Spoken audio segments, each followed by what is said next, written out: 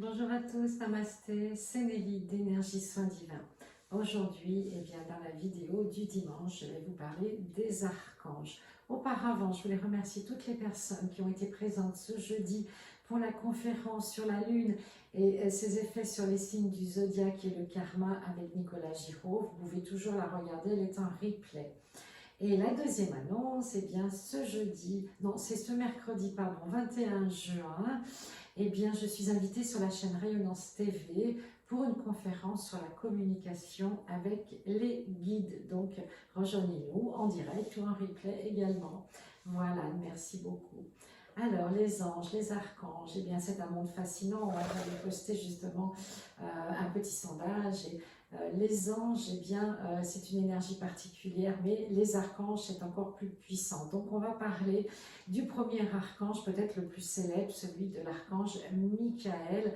Michael, il diffuse la flamme bleue, qui est la flamme de la puissance, de l'action, mais c'est surtout la justice. Donc, si vous avez un problème avec le droit, un contrat, un patron, un employeur, etc., quelque chose qui est injuste, demandez à Michael de purifier, de couper ces liens énergivores et toxiques. Ensuite, le deuxième archange, on va parler de Gabriel qui lui diffuse la flamme blanche. Qu'est-ce que c'est que la flamme blanche? C'est la purification. C'est vraiment la pureté divine en action. Avec cette flamme, on peut nettoyer les charges que l'on a sur soi, on peut nettoyer une pièce, on peut nettoyer une intention, nettoyer une demande aussi. Quand on peut purifier, après on peut mettre une action, on peut mettre de l'énergie dedans.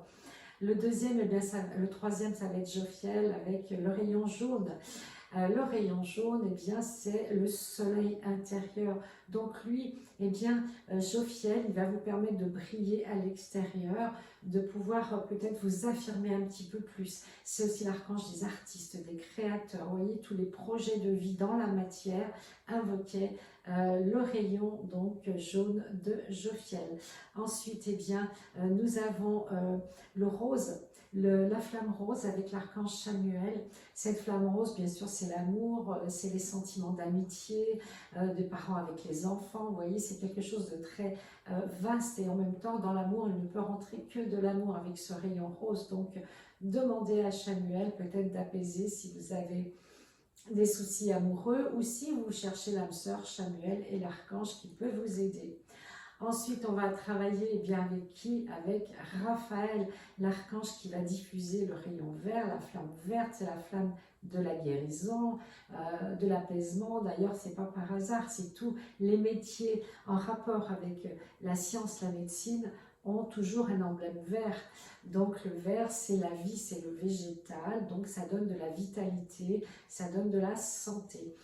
Et oui, Raphaël aussi, c'est l'archange des voyageurs. Donc, si vous avez quelqu'un qui doit voyager, demandez la protection de l'archange Raphaël et de vous aider à ce que cette personne puisse partir avec tout ce qu'il faut comme bienveillance et comme sécurité. Ensuite, Uriel, le rayon rubis doré, mais c'est surtout le rouge qui est caractéristique, c'est-à-dire la puissance, c'est la passion, c'est la force. Lui va nous aider à trouver notre mission d'âme dans cette incarnation et à mettre les choses en place grâce au doré qui va nous permettre de monter justement nos fréquences, nos vibrations, afin justement d'être en connexion avec notre âme et avec nos guides. On le travaille souvent dans le chakra racine, bien sûr. Ensuite, on va parler de Zadkiel. Zadkiel, c'est un de mes archanges préférés. Il diffuse le rayon violet, la flamme violette avec Saint-Germain. Mais Zadkiel, lui, c'est l'équivalent de Métatron. C'est un archange très puissant.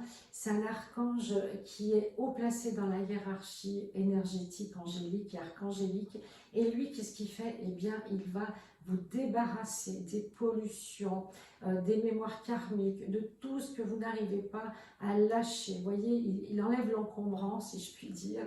Et avec la flamme violette, on ne fait pas de guérison, mais on peut transmuter ce qui est négatif en positif. Donc n'hésitez pas à faire la flamme violette tous les soirs, je le conseille avant de vous endormir.